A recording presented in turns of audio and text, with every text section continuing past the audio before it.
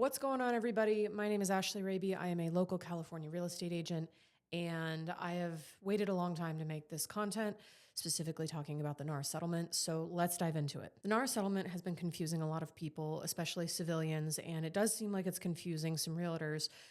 As always, I suggest that you do your own research, you find your own citation, and if you're a real estate agent, you should have a broker that is coaching you through the new forms and policies and how to act ethically and appropriately going forward. This is mainly content for civilians, and I'm going to do my best to make this as simple as possible because it is even confusing to us. I'd also like to preface that you can find all of this information. It's public information. It's material you can read on nar.realtor, National Association of Realtors.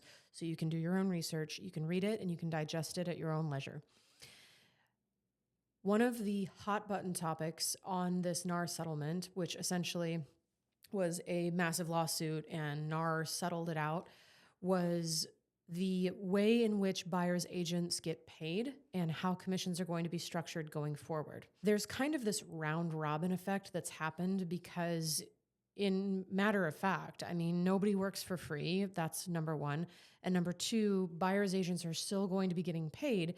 It's just a matter of how many pieces of paperwork it's going to take to get to that conclusion. In the long run, more transparency, more communication, and more understanding between the real estate agent and the civilian who is hiring them is really a fantastic goal. So if you look at it like big picture, it's not a bad thing. Now let's talk about civilians, what you need to know going forward as far as you looking to buy a home. So if you are out there and you are going to open houses and you don't have representation, you still are very much doing the normal thing. You're going to open houses, you're meeting real estate agents. They're going to be trying to convert you to use them to help you buy a house. One thing you need to be careful of, and you should just use discernment on, is a lot of real estate agents are going to probably try and get you into what's called a buyer-broker exclusivity agreement.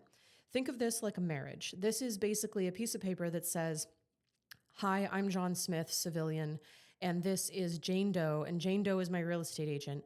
And we are married, and anything that I do to buy a home is going to be with her, and she is going to get paid X dollar amount." Now, here's where things get a little bit tricky. Jane Doe should get paid for the work that she provides. She's providing you with protection. She's providing you with her knowledge base, network information, and all of the things that go into the time, energy, and money to buy a house or sell a house. But in this case, let's talk about buying. We no longer can advertise commissions on MLS. MLS is a multiple listing service. Think of this as our Bible or our giant yellow pages for where we go to find out all the information we need to know behind the curtain. And this is a big part of how we hold our license because a lot of that information can be confidential. So when we go on there and we're trying to run a search for you to find you a property, we no longer can see what the listing agent is advertising for compensation commissions to the buy side. So here's how the buyer's agent can get paid. So the buyer's agent can get paid in several different ways, and this is what your agent should be explaining to you when and if it comes time to marry them and enter into an exclusivity agreement or an exclusivity work contract with them. Number one, they can get paid the way that we've always gotten paid, where a seller offers a commission, and that number is usually anywhere from 1% to 3%. And everything's as normal. It's just disclosed in more places throughout the contract.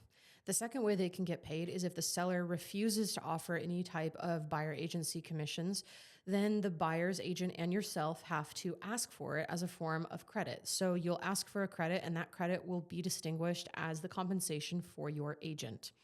That means that the credit can't get used for you, i.e. buying down your rate or repairs or what have you, but at least it's going to cover the cost of your representation. The third way a buyer's agent can get paid is the way that is honestly least desirable, at least for me and for my buyer clients, which is out of pocket as part of a closing cost. That means that you're going to have to, depending on the price point that you're buying in, account for anywhere from 1% to 3% or whatever is agreed upon in that exclusivity agreement to pay your buyer's agent. And that's going to have to come out of your pocket. So if the seller's agent or the sell side, is not willing to come to the table, if they're not willing to offer credits, if there's no other workaround for your buyer's agent to get paid, you have entered into agreements that you will pay them for the services rendered at the usually a percentage that has been agreed upon prior. So that's something to really think about when you're entering into these agreements is make sure that you have a very sound and clear understanding of what they're doing for you, how much it's going to cost, and the plan going forward for how they're going to get paid. I want to add a caveat here. A lot of clients have been asking me, past buyer clients have been asking me, Ash, what does this mean? Like, what if I don't want to marry someone right away? What if I want to date them? And I'm like, okay, cool. You want to date your agent. Totally understand that. In order for an agent to show you a property that isn't being just publicly held open, you do have to be in an agreement with them. That's just the way it is. Now, here's the important thing. You can enter into an agreement with them on that specific address. So you don't have to say, the whole of the county that you're searching in, or, indefinitely for the end of time. Look for the time slots in the contract. Make sure it's just address specific. And that way you can go address by address into those exclusivity agreements so that they can show you those specific addresses. Now you're probably saying to yourself, well, Ash, that seems like a lot of paperwork to make somebody do. Here's the thing, guys. We're real estate agents, and most of us who do this full time have no problem doing contracts. Most of the things that we do are on a laptop or a cell phone. We DocuSign. Everything that we do exists in the digital space now. It takes us 5-10 minutes to create something like this. So you asking for 5 to 10 minutes of our time to secure our interests in supporting you on a specific address is not a big deal. If you have an agent that's not willing to do that, you need to seriously think about whether or not you want to work with that person and have them represent you going forward. Because if they're not willing to understand that you want to date before marriage, well, think about that. The last thing I'm going to leave you with, and arguably the most important thing, is you are always your own agency. You can say to an agent, I don't want to be in contract with you anymore. You can cancel these exclusivity agreements. So always know whenever you're entering into a contract, how can I exit the contract? Because if they wind up signing you and they're not performing for you, and you're now stuck in an agreement with them to pay them and they're not performing, you need to know how to get out of that contract. It's usually a typical cancellation and an uncomfortable conversation. You don't even have to give them a reason. You just have to say, hey, I want to cancel my exclusivity agreement. I'm moving on. Make up whatever kind of story you want to make up. But don't feel captive. As much as it can feel captive, just do your best to hold your own agency, use your voice, stand up for yourself, and hold yourself and your agent accountable for what you guys are going to be doing going forward when you're buying probably the largest asset you're ever going to own.